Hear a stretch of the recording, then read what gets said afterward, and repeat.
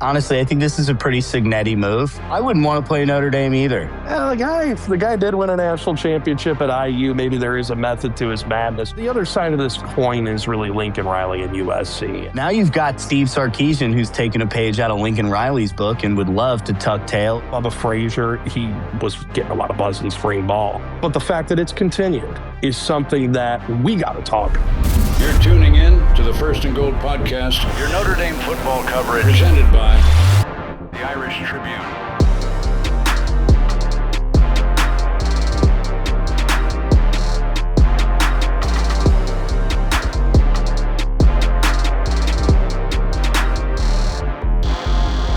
Fall camp is finally here. And with that, Notre Dame is taking its first steps on their road to redemption from last season's painful end. But with a team this talented, Notre Dame isn't walking anymore. They're strutting, and with confidence. The rest of the country knows Notre Dame is one of the favorites to win it all this year. But guess what? They have no idea just how good this entire team can be. Frankly, over the last week, I'm starting to learn that maybe I didn't either. I'm your host, Clayton Stoller, along with my co-host, Connor Reagan, and our producer backstage, Cole Crew. We welcome you to the First and Gold podcast presented by the Irish Tribune, where we take you beyond the goal line with independent Notre Dame football coverage. Please like and subscribe to our channel. It helps us out a lot. And don't forget to follow us on social media at the handles listed below. All right, Irish faithful. Well, we've got another great show lined up for y'all. We'll take a look at some scheduling news before jumping into more fall camp intel. We've got some injury and availability rumors, some really positive remarks by the coaching staff, and a couple lingering questions yet to be answered. We've got all that and more next. Ooh, lingering questions, Connor. I'm listening. Before we dive into the fall camp and everything that we want to talk about around that, it would be unwise and irresponsible of us to not talk about some of these scheduling notes that we have. Of course, right before fall camp dropped, some news dropped about a potential, well, now an official scheduling change. IU ended up backing out of the series that was going to be between Notre Dame and the Hoosiers, something that I think that we were all looking forward to. But with that, it actually ended up opening the door for the USC rivalry to be renewed. Of course, a lot of opinions on this one. Do want to take a little bit of time to share some of those opinions, but I want you to start, Connor. Give it to me. Man, honestly, I think this is a pretty Signetti move. Remove obstacles and challenges and make it as easy as possible for a Hoosiers team to make a far run. I wouldn't want to play Notre Dame either, so I don't blame him. You don't see him trying to pull off Buffalo States and Florida A&M Tech States off the schedule. But this opens up room for them to get high school teams on there, for them to kind of warm up against. Frankly, I can't say I'm surprised. This is a Signetti move. And frankly, he doesn't have a good track record against Notre Dame. So I think it's a wise move for him. I think it's a huge L for fans. It is a huge L for fans. And I think that, in fairness to Signetti, he absolutely holds a lot of the cards right now. What he wants, he's going to get.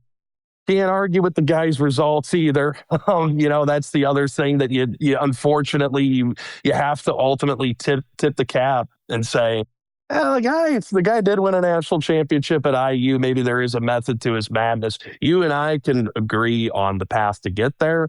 And I can also agree on the fact that it sucks that this game isn't happening. I think that IU fans would agree with that as well. But anybody that's trying to spin this into being like a two-way negotiation where Notre Dame was happy to lose this series because they so desperately wanted the USC rivalry to come back, I think that that's a misguided take. I think that with Signetti, at least he has the track record of winning a title. I mean, who are we to judge, right? We haven't really witnessed one either. But the other side of this coin is really Lincoln Riley and USC. And I think that having this rivalry back on the books, I'm gonna do two things here. I'm gonna criticize a lot of the things and kind of the road that we walked to get here.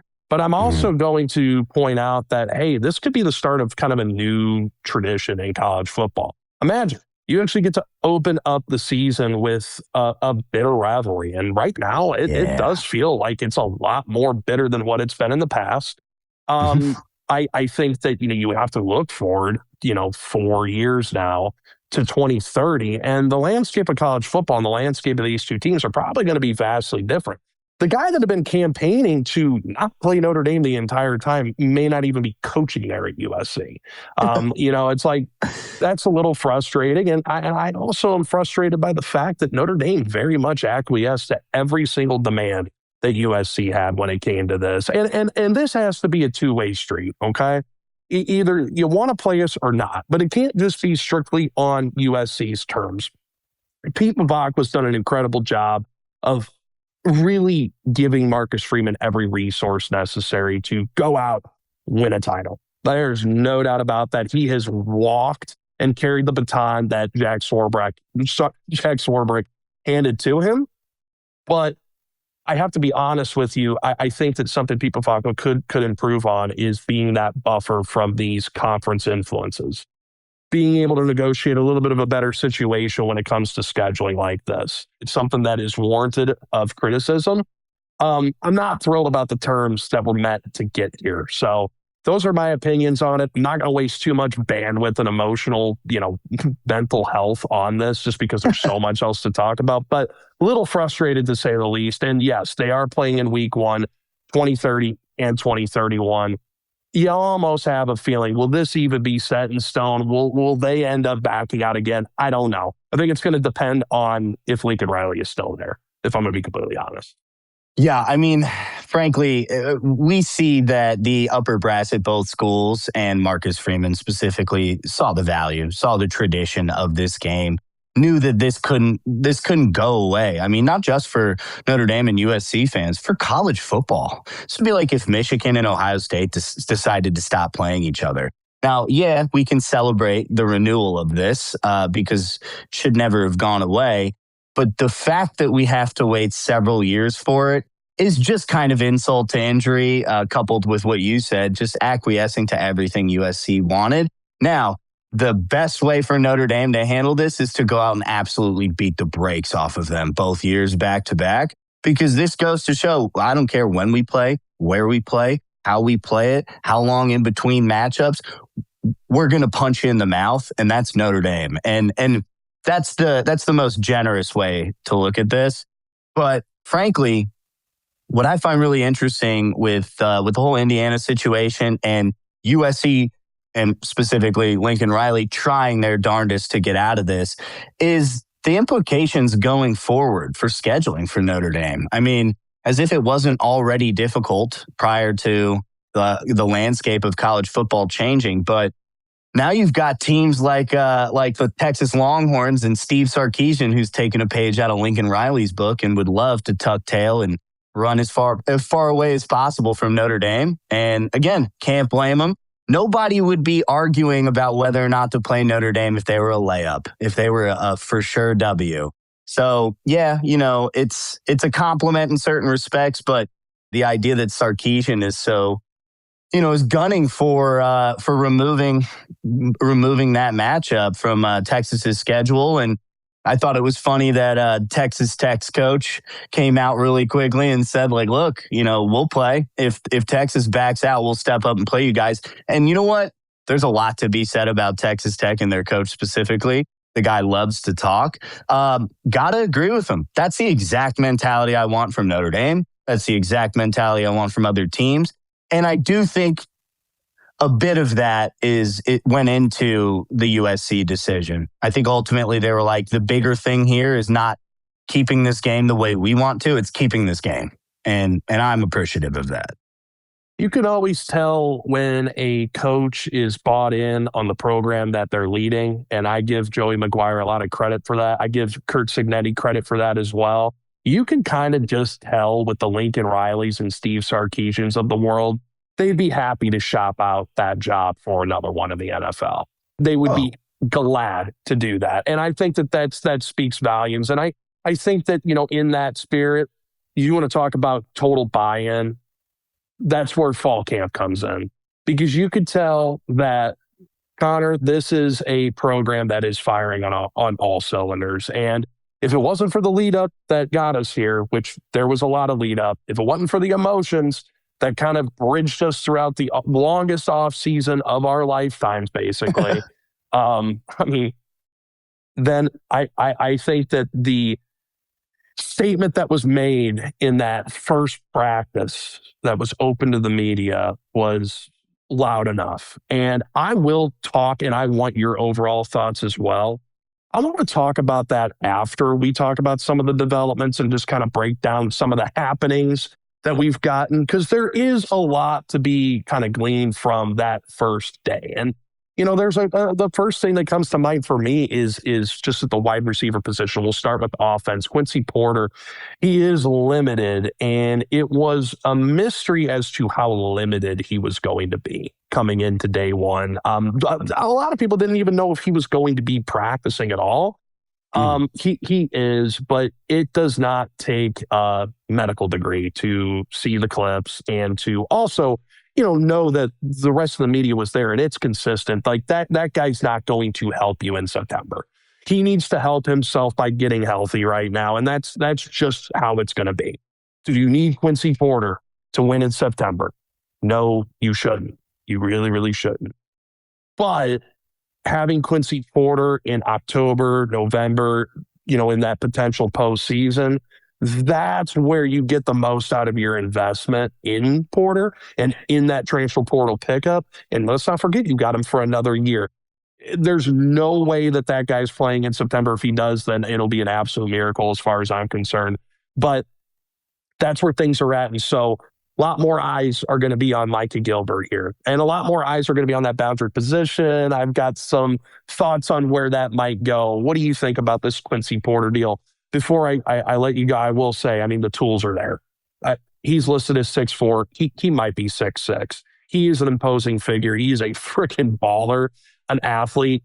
Can't wait to watch him play in blue and gold uniform. It's going to be fun.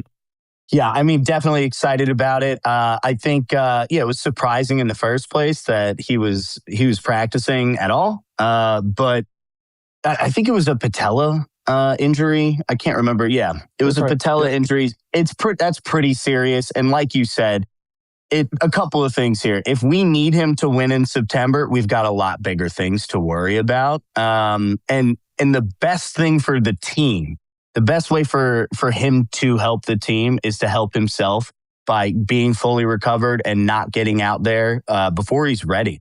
Because we can't afford to have him, make a flash in week 4 and then be out for 4 more weeks after that because he came back a little too soon. We've seen things like that before. It's not pretty and it doesn't help, and we end up losing guys for longer than we need to. So in a position like this, to your point, it opens up time and space early in the season before serious challenges come onto the schedule for them to kind of flesh out what this looks like. Who's making enough noise to be more involved in the receiver room. So I think it's encouraging, but I think one of the most encouraging parts of this wide receiver group so far in fall camp is all of this young potential. It's that young potential that is absolutely there because you know what you have in Jordan Faison. And, before I talk about some of that young potential, because you're absolutely right, there was always this X factor that we've talked about time and time again, to the point where you don't even want to bring it up because it's kind of been a storyline since he got to campus in 2023. It's Jaden Greathouse. And it feels like just yesterday that it was 2024 fall camp, and it was, by all indications, Jaden Greathouse is taking over kind of a leadership position. He is the alpha in this room. And it took us a long time for us to get to that point. I'm sure that there are factors at play. Riley Leonard's your quarterback. A Jaden Greathouse probably isn't going to be used in the same way that he will be used in a CJ Carr-led offense. But the thing is it's not just that it's positive buzz coming out of fall camp. That's nothing new when it comes to Jaden Greathouse. What is standing out the most is that he is being reported to look better than he ever has. And you've even heard multiple outlets speak to he's head and shoulders, at least on that day, he was head and shoulders better than everybody else on that field at the receiver position. Huge news. Just got to see it continue to play out that way. Yeah, I mean, that's exactly what you want to hear. Frankly, I feel bad for the guy. Last season didn't go the way anybody wanted it to, specifically Greathouse. And we've seen what he can do. And that's why it was so upsetting. If it was just any other guy, I'd be like, well, too bad, rest up. We'll get you back whenever. We're chopping at the bit. What's going on? When's he coming back? Because we needed him. Now, we got another year. CJ Carr's a year of experience under his belt. It was a tough season. I think a lot of different factors are going to go into specifically this passing offense being noticeably different from last year. And having Greathouse at full capacity from the jump is honestly what's best for CJ Carr. Having that guy that he knows he can rely on, especially before we know what the rest of this room really looks like. Our two known commodities are Greathouse and Faison for the most part. And Greathouse is, again, a little up in the air because of last year. Not his commitment, not his talent, not his desire to be here. It's just health. And this is something that we've been dealing with for years. So I have to say, I think this is one of the best positions that we've started out with health-wise in this receiver room in a long time. Well, and, obviously we'll touch on this as an overall point, but it's the overall depth that is on this team that really stands out the most. And that's the thing, because you have your known commodities there, but then at the same time, you also have these younger players that are starting to, gain buzz. They're gathering buzz.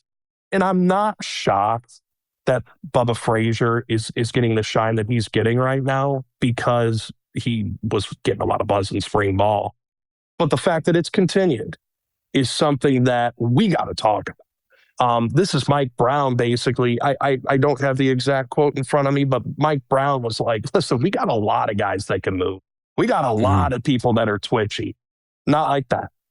He's like, Bubba's going to play this year. And by the way, it's not like he's breaking any news. It's not like the media is breaking any news, because when you see a guy out there that is constantly in that first rotation, man, the staff is making it very clear to everybody there, like, hey, man, he's going to be a part of our offense. So true freshman Bubba Frazier bringing in a different type of element to this offense.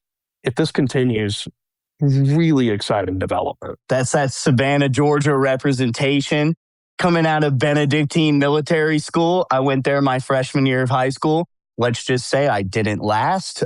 So I know this kid can make it through a gauntlet, whether it's an all-boys Catholic military school or the University of Notre Dame and breaking into a wide receiver group as a true freshman. I mean, I wish I could say I was surprised, but it's really a beautiful thing to see on the field. That's what we need. We need these young guys to be putting pressure enough for these older guys to be like, all right, I have to show up, because this isn't guaranteed just because I'm a junior, a senior, that's good for the whole team, every position group, and specifically a room with a lot of talent, a lot of guys that can play, and not a lot of concrete, he's our guy, this is the way it's going to look. And, as scary as that might be to hear, Notre Dame fans, this is an embarrassment of riches. We're not questioning the talent. We're not questioning the ability for CJ Carr to put the ball in these guys' hands. It's, again, what is this going to look like? We don't know. And that's kind of what, there's a lot of promise there, a little bit of torture there, just because we don't know. But I think Bubba Frazier has a legitimate opportunity to contribute out the gate. And it's been a little while since we've been that confident in fall camp about a true freshman in that big of a position. So I can't wait to see what he does. I had something to say on Bubba. So just watching his film when we were recruiting him, you could tell that he moves different. He's got an extra gear to the way he moves. He's got that explosive first step. And at the Blue Gold game, I was just watching him. He kind of gives me I don't want to say he moves exactly like Jeremiah Love. I know they share the same number. He's rocking the number 4. But Good sign. As far as when you just see the fluidity of his movement as a pure athlete on the field, he just looks like he moves different. He floats when he moves. When he changes direction, it almost just looks like he's just got this bend that other people don't have. It's just a lot more loose, a lot more fluid. So that was just a quick thought that I had on him. I love that you brought it up, because the other thing that you notice with him, it's all, all those things, all the above, but it's also like that football IQ that he brings to the table. And high football IQ is also something where you look at it and you say, it's also that consistent effort that he brings to every single rep. Now, I'm not there for the full practice, but every clip I ever watch of Bubba Frazier is every single route. No matter if he's the primary option or the secondary option, he runs those routes with conviction. That is how you force yourself onto the field. There's two other guys that we're going to see if they make the case. There's one guy that is forcing himself onto the field. He's going to be a player, and I can't believe that I missed this, but you can't blame me. Matt Jeffrey. If you don't know who Matt Jeffrey is, and I'm almost positive that I'm right about this, all you got to do is go and look back at the Purdue game. Jadarian Price's kickoff return for a touchdown. There's a number 33 that was quite literally running stride for stride with him, and he had a 10-yard gap in between. Like, Jadarian had a head start. This is an elite athlete. He's the best lacrosse player in the country, man. And he's just balling out. Like, that's the consistent reporting on this guy. He's forcing himself into the rotation. The coaching staff's hand is now being forced because of how much he's emerging. Remind you of anybody? Chris Fink, Jordan Faison, that type of player. Hey, man, that's going to be someone that helps your wide receiver room. And I never brought him up. This is on me. But those days are done. We're going to be hearing his name quite a bit for many years to come. He's a true sophomore.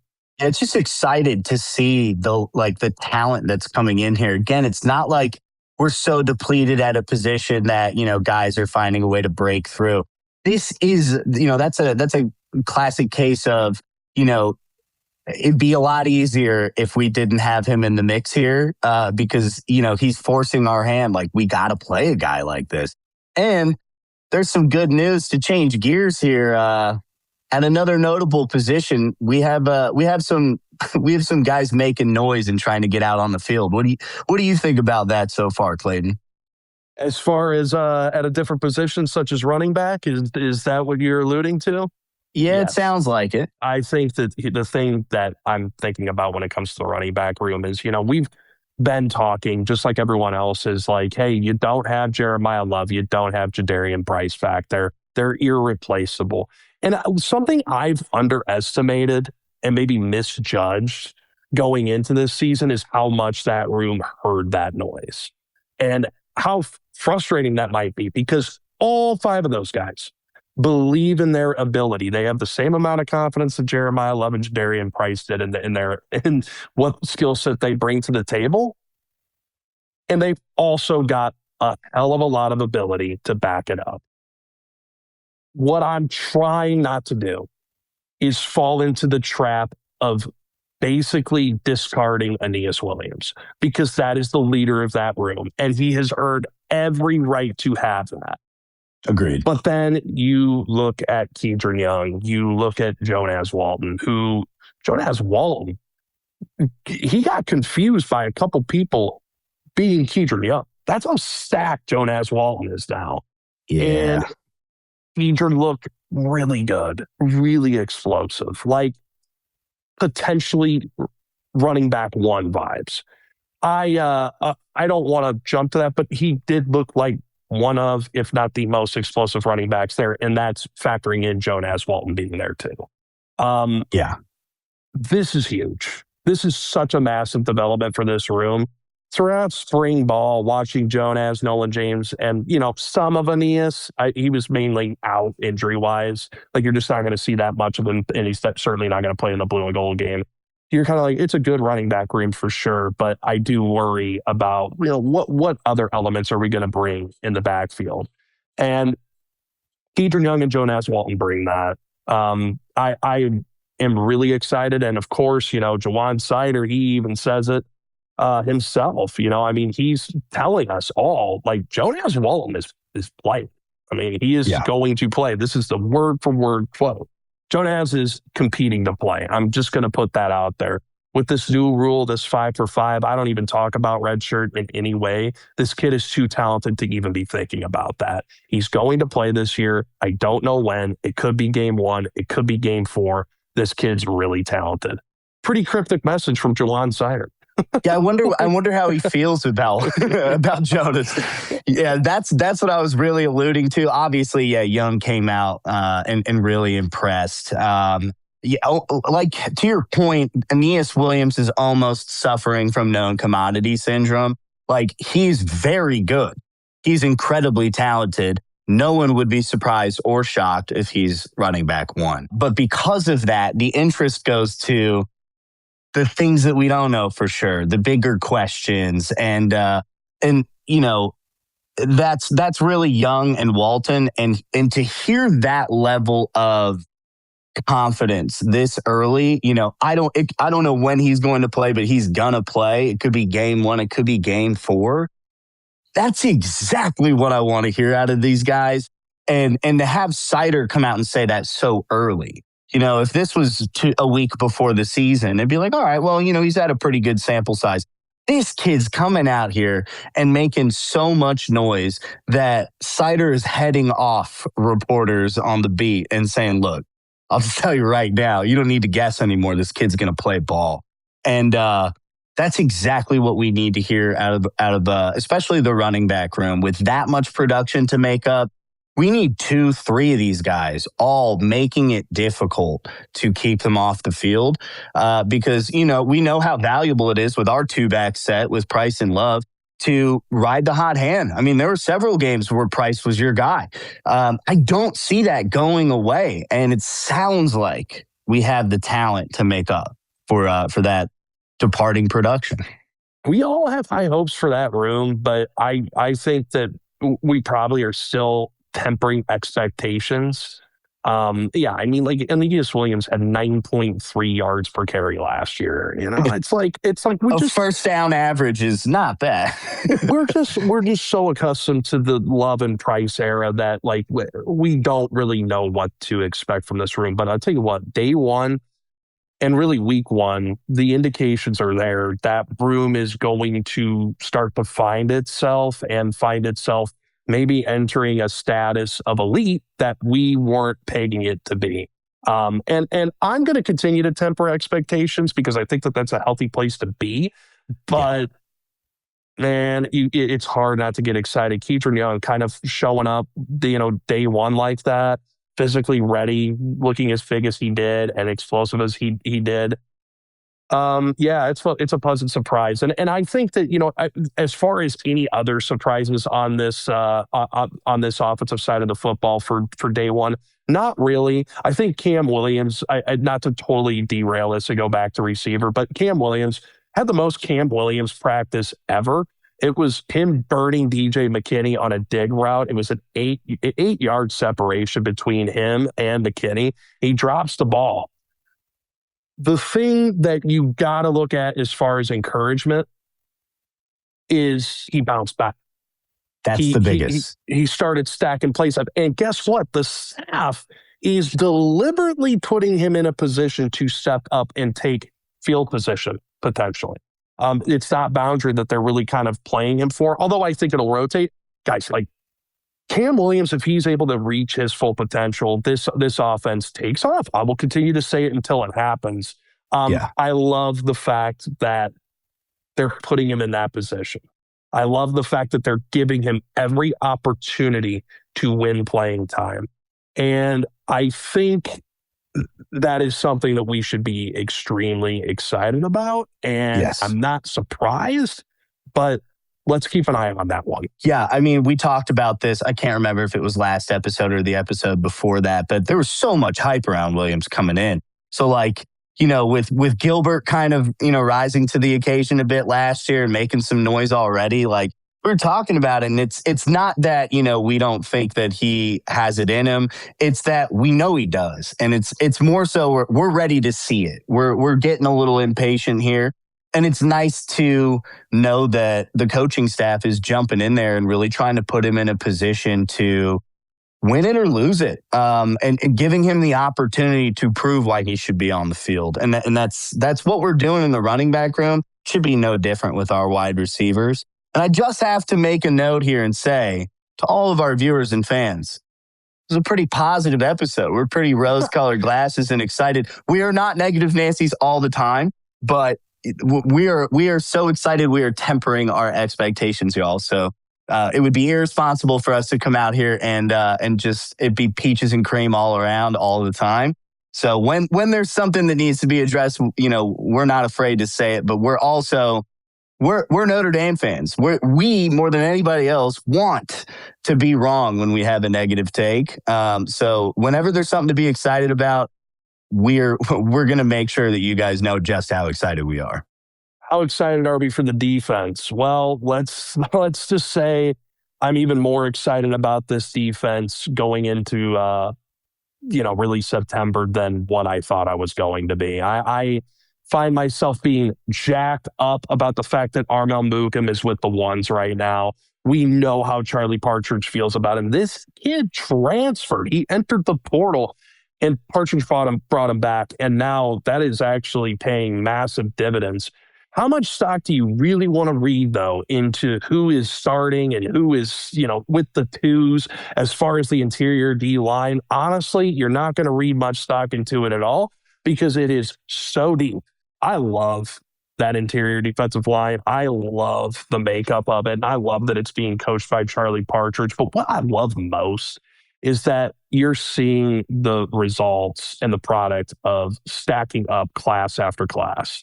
There are probably going to be about 8 guys that are going to get some play in meaningful moments. You are going to be able to throw waves at people in a way that you have not been able to at Notre Dame. This it was a position that was always kind of a gap on the national stage. Not anymore. It's there. It's absolutely there. And I couldn't be more excited about the development there. What are your thoughts? Again, just the depth is such a big thing. We talked about this. There was a little while there where we had a lot of guys, but we didn't have the size, and then we got the size and we had depth, but we were waiting on that big time talent to come in. Freeman pretty much added depth immediately when he became head coach and took over. It was about having the bodies in there to at least keep that average level of play that we've come to expect.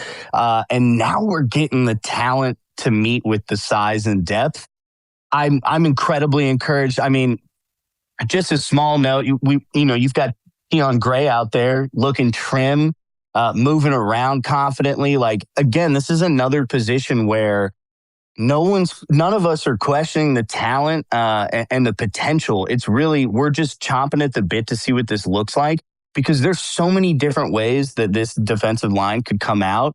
And I'm confident in almost all of them. And you guys speak about the interior D line and how stacked that is. At least from my eye, the eye test, going to that blue gold game and just seeing how the size difference was compared to what I'm typically used to at that position throughout the Brian Kelly era. Outside of, the years that we had Capron, Lewis Moore, Lewis Nix, people like that, we obviously had a massive interior D line then. But what I'm really looking to see as this relates to the edge players is if they can command some double teams to free up the Boubacar Traore's, the Bryce Youngs, even the Keon Keeley's, so that we can end up getting more pressure from the edge on the quarterback. Yeah, what does that do? Even Drake Bowen mentioned it. What does that do to free up your linebacking core? Now your athletes can truly be athletes. You can fly. You can bring. This is the thing. You're always going to have to predicate your defensive success on that front four.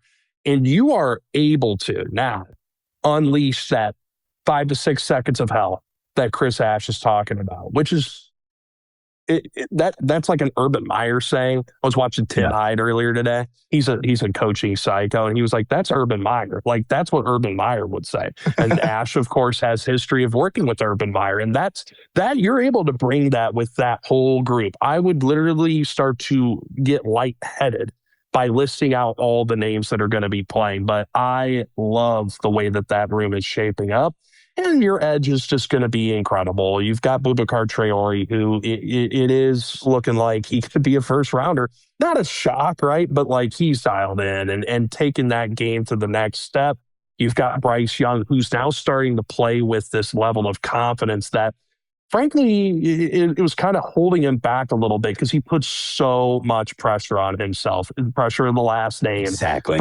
Pressure that comes with that position. He's looking really, really good. If you get a Bryce Young playing confidently, you have a Bryce Young that could be an All-American. Like, that's the ceiling, I think, for him. I mean, I have a lot of hope for what that's going to look like.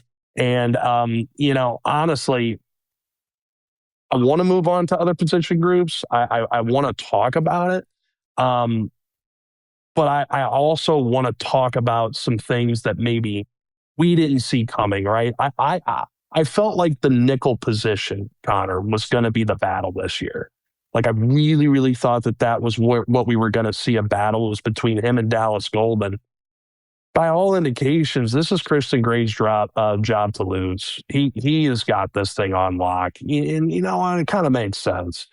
He got a little bit of a pay raise coming back to Notre Dame, and Notre Dame pushed the chips in on him at this nickel position.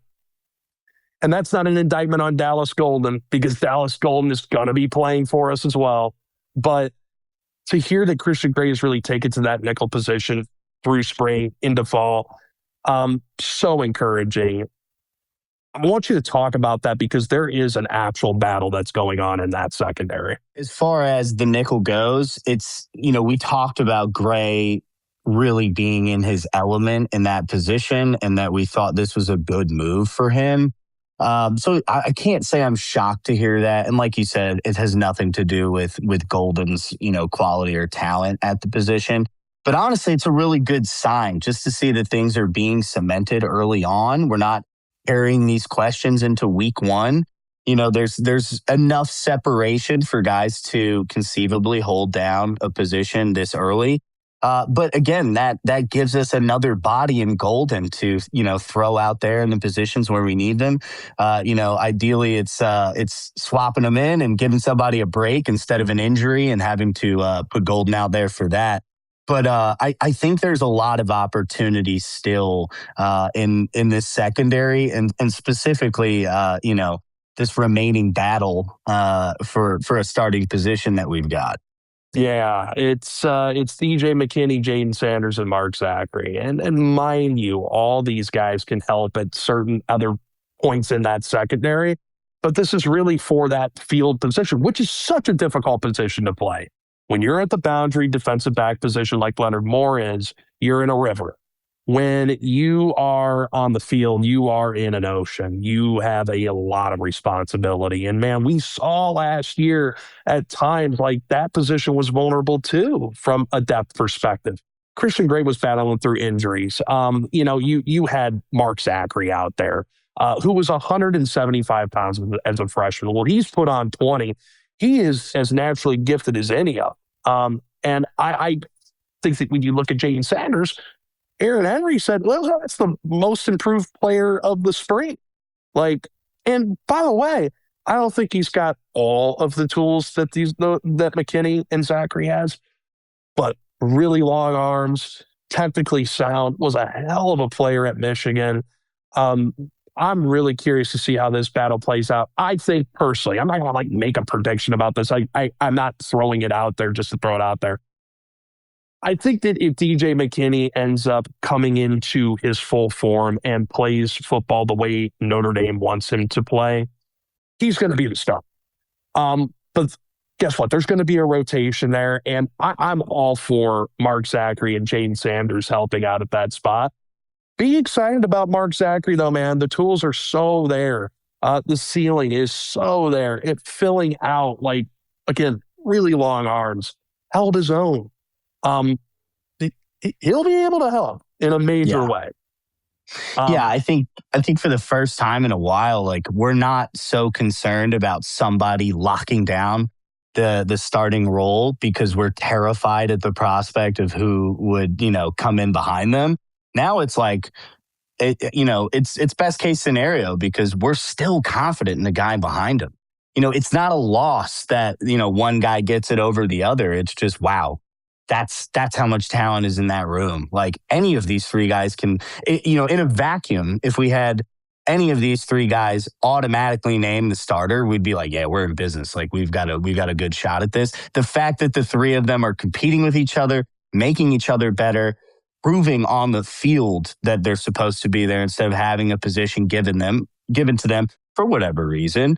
I'm really encouraged by all of this. All of these questions are more so from that perspective of we're just excited to see exactly how this plays out, exactly how it looks, instead of concerned about it needing to go a specific way. And if it doesn't, then this is some sort of harbinger for the rest of the season. That's not where we're at. We're incredibly encouraged by this at nearly every position here, especially these battle positions. And it just goes to show how much talent's coming in here, how much depth, and why Notre Dame's been able to hang through a dozen plus injuries and still, make a playoff run in 24 and then, hold their own in 25 when we needed to. I want to play off of that point that you're making, and I'm going to use that for my overall thoughts. I want to tie off a couple of things really quick. At the safety position, it just goes into what you're saying with Johnson, Schuler, Luke Talich, and now Joey O'Brien. You've got four guys that are going to help you there. Luke Talich is phenomenal in what he's able to provide from a man-to-man tight end coverage perspective. He's going to be in this rotation. You know what you've got with Bronte Johnson. You know what you got with the Don Schuler, and I can't wait to watch Joey O'Brien, who, he's not in his final form yet. It's going to take some time for him to truly fill out that massive frame. But when you've got length like that, you're going to find your way onto the field. On the other thing, and I think it's the biggest development in fall camp right now, is KVA doesn't even have a knee brace on. Awesome news. So I feel like that was pleasant news for everybody, and we know what we have with the rest of the linebacker room, and it only continues to incrementally get better. More to come on that, more to report on that, but that linebacker position has been pretty damn ironclad for the majority of Freeman's tenure here, and it only gets better. This is where I want to kind of close things off. Because we've been alluding to this now, when you do that rundown of every position for the most part, like, these are the storylines. We can't talk about every single player because we would literally be here for 3 hours. Sure. And I'd enjoy it. That'd be fine. Yeah, we can do it. But in the interest of just being real about it, I think you could sum it up with this. My overall thoughts are as follows. I remember in 2023, when that first recruiting class under Freeman, that first official recruiting class under Freeman came to campus. And you started to have this different conversation that was had amongst those in the beat. And it was, that class looks different. So-and-so moves different. Have you seen that guy's arms, how long they are? Look at the length and look at the range at this position now. This is a whole heck of a lot different than what it was in 2019.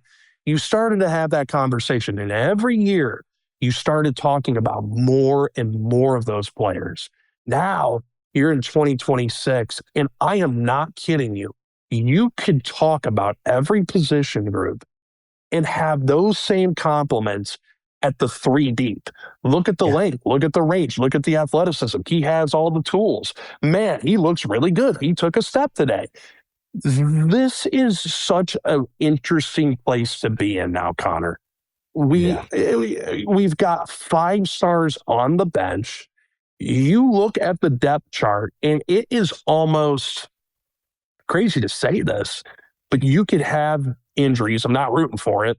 You could have injuries at every one of those positions, and for the most part, there's not going to be a discernible difference of the guy who's stepping in. And I got to tell you, that is like top end talent at every position. This is a very, very dangerous team. This is a very lethal roster. And I know that Notre Dame has gotten some love recently by the national media, which is what it is. I mean, I wouldn't take that much stock into it, but more than what they normally have. Yes. The thing is, man, they have no idea how good this team truly is. I want to see this consistently stack days together. If fall camp is a grind, we know this.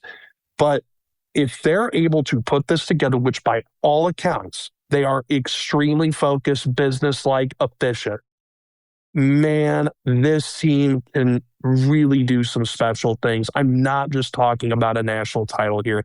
I'm talking about if they reach their full potential, they could be one of those generational teams. I think that they could be the best team that we've seen since maybe 2020 BAM. I don't think that 2019 team in LSU is a fair comparison.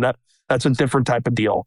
But yeah, I just think that is the type of ceiling that this team is playing with right now. And day one of fall camp, and then the days that followed afterwards, it really opened my eyes as to what we have here. Frankly, I'm not used to this level of positive coverage about Notre Dame, and it's not manufactured. That's one of the things most media members do not want to compliment Notre Dame and hype them up and give them airtime. So when they can't help themselves, that's a really good sign. And like you said, we're Notre Dame fans. We're intimately aware of what's going on. We're, just as interested, but we're paying close attention to just Notre Dame. So we know on a different level, if they're that confident, national football coverage is looking at Notre Dame in a very similar way to the way we are. It's really a good sign of things to come. And like you said, I can't remember the last time I've looked at a Notre Dame team and said, I see a potential generational team. And what a blessing as Notre Dame fans. We're in our 30s. We've been punished as Notre Dame fans. It's our cross to bear. And this is the most optimistic meets in reality, they're that good that I've seen in my fandom. And guys, we're all around the same age, right? And to talk about the talent and tie it to the actual recruiting, I remember just a handful of years ago getting excited about getting a top 100 recruit. And I'm obviously going to be hyperbolizing just a little bit here, but it's almost like now if you're not top 100, you can't even come. No, I mean, the standard has completely been set. When Marcus Freeman took this job in 2022, he talked about it, TGS, the gold standard, what that looks like. I think maybe we underestimated how that bumpy road to better would look. And the baby steps that had to be taken over the last 5 years to get to this point.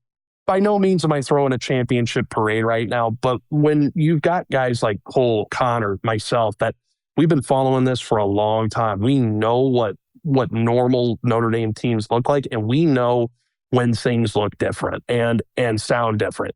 We're not just speaking from our own opinions and experiences. We're also taking the fact that every respectable outlet is saying the same thing we are.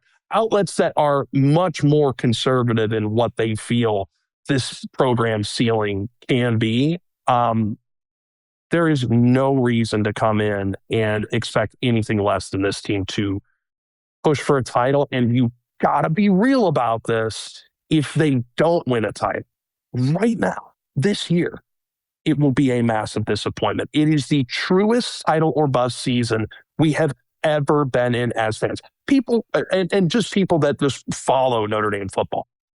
There will be people that may want to pump the brakes on those types of expectations, and that is totally fine. That is fair. That is your prerogative. Understand, we talked about things that we needed to avoid in September, right? Like, we're okay having that conversation, but man, no. This is the window right here, 2026. It can happen. On that note, I guess I'm ready to run through a brick wall. But I also, it wraps it up for today's show. We want to thank you guys for tuning in to First and Gold podcast presented by the Irish Tribune. We're going to keep cranking these episodes out. There's going to be more and more to talk about. We are inching closer and closer to the season. And with that, you got to shop local.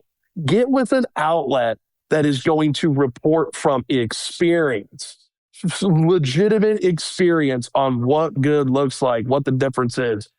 That's us. That's First and Goal. That is Irish Tribune. And that is why you need to subscribe, like, comment, get in on the action, because we're going to take you beyond the goal line with independent Notre Dame football coverage. Don't forget to subscribe again. Don't forget to comment. Follow us on all the social media handles listed below. We love you. Thanks for tuning in.